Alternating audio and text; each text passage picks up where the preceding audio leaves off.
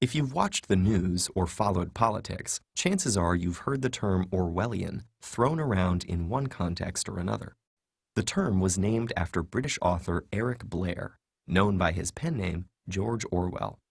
Because his most famous work, the novel 1984, depicts an oppressive society under a totalitarian government, Orwellian is often used simply to mean authoritarian. But using the term in this way not only fails to fully convey Orwell's message, it actually risks doing precisely what he tried to warn against. Orwell was indeed opposed to all forms of tyranny, spending much of his life fighting against anti-democratic forces of both the left wing and the right. But he was also deeply concerned with how such ideologies proliferate. And one of his most profound insights was the importance that language plays in shaping our thoughts and opinions. The government of 1984's Oceania controls its people's actions and speech in some ways that are obvious. Their every move and word is watched and heard. And the threat of what happens to those who step out of line is always looming overhead. Other forms of control are not so obvious. The population is inundated with a constant barrage of propaganda, made up of historical facts and statistics manufactured in the Ministry of Truth. The Ministry of Peace is the military. Labor camps are called joy camps. Political prisoners are detained and tortured in the Ministry of Love. This deliberate irony is an example of doublespeak, when words are used not to convey meaning, but to undermine it, corrupting the very ideas they refer to. The regime's control of language goes even further, eliminating words from the English language to create the official dialect of Newspeak, a crudely limited collection of acronyms and simple concrete nouns, lacking any words complex enough to encourage nuanced or critical thought.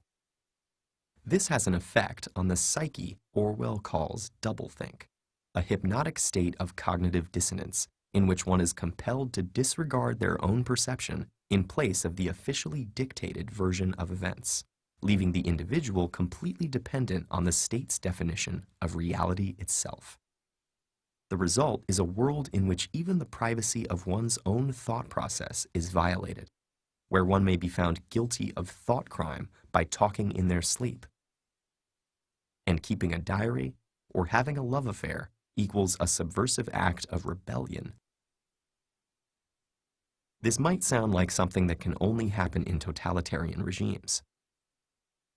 But Orwell was warning us about the potential for this occurring even in democratic societies. And this is why authoritarian alone does not Orwellian make.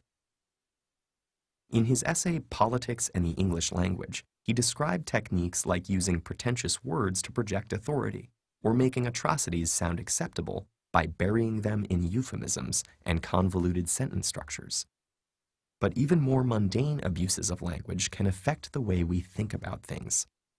The words you see and hear in everyday advertising have been crafted to appeal to you and affect your behavior, as have the sound bites and talking points of political campaigns, which rarely present the most nuanced perspective on the issues. And the way that we use ready-made phrases and responses, gleaned from media reports or copied from the internet, makes it easy to get away with not thinking too deeply or questioning your assumptions. So the next time you hear someone use the word Orwellian, pay close attention. If they're talking about the deceptive and manipulative use of language, they're on the right track. If they're talking about mass surveillance and intrusive government, they're describing something authoritarian, but not necessarily Orwellian. And if they use it as an all-purpose word for any ideas they dislike, it's possible their statements are more Orwellian than whatever it is they're criticizing. Words have the power to shape thought. Language is the currency of politics, forming the basis of society from the most common everyday interactions to the highest ideals. Orwell urged us to protect our language because ultimately our ability to think and communicate clearly is what stands between us and a world where war is peace and freedom is slavery. Do you know? As far as putting words in order is concerned, AI already thinks better than many of us. Therefore, anything made of words will be taken over by AI.